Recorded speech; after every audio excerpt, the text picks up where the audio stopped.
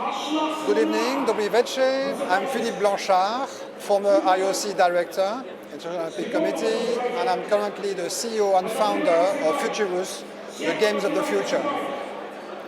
So, Philippe, tell some words about your company. Why are you in Russia now? I am in Russia for several reasons. First of all, because Russia has always proved to be a very strong sport country, and also because we want to work on the liaison between sport and technology. It was very important for us to invent new type of games, the Olympics of the future. And there has been some discussion with the Russian government and Russian companies, and that's why I was happy to be here. The political situation between Russia and the other world, is it cause big problems maybe for you, for your company, for your future plans? We are working on the geopolitics side because we think that sport can be a convening power for different countries, different cultures to work together. So I don't see geopolitics as a negative element. On the contrary, they are positive elements because it's the opportunity for the different countries to find a middle ground, a place where they talk about the future of sport, the future of technology, and what is good for the communities.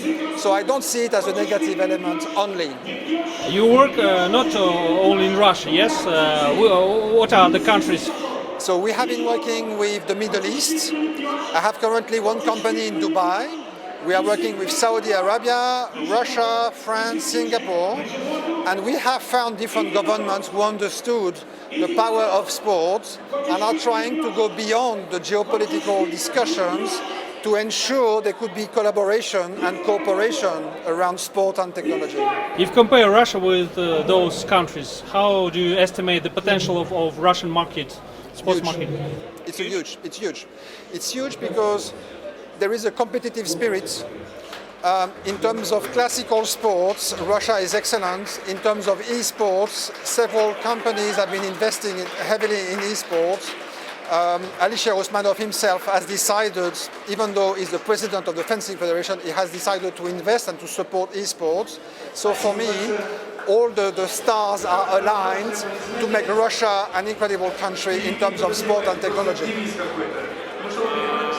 What do you think when Russia would receive a real big tournament to organize in our country, such were Olympic Games in Sochi or World Cup, Football World Cup 1980? I hope the next big events will be the Futurous Games with the Russian government and different territories in Russia.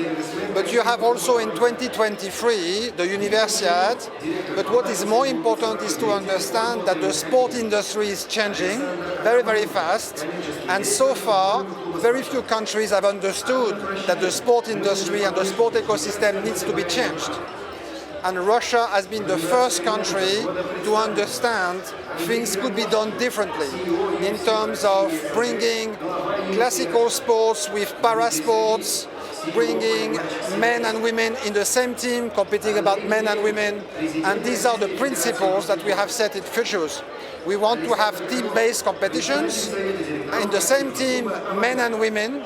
In the same team, males and females, in the same teams, athletes and para-athletes, and also in the same team, robots and humans. Not robots competing with humans, but robots and humans cooperating against other teams.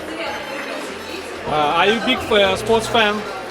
What are your favorite sports, maybe? So, I used to be a swimmer, a very bad swimmer, and I played water polo, but I love sports, and the sports I love are definitely swimming, volleyball. I'm very impressed by volleyball. Alpine skiing is also something interesting for me. Maybe you know Russian swimmers, famous Salnikov maybe? Okay, so let me tell you a personal anecdote. When I started working for the IOC, I was invited to the Athletes Commission. And I was sitting between Sergei Bubke and Alexander Popov. And Bubke asked me in English what was my sport. And I used to be a swimmer, and I looked at Popov and I said, nothing special. Thanks a lot. Thank you. До свидания.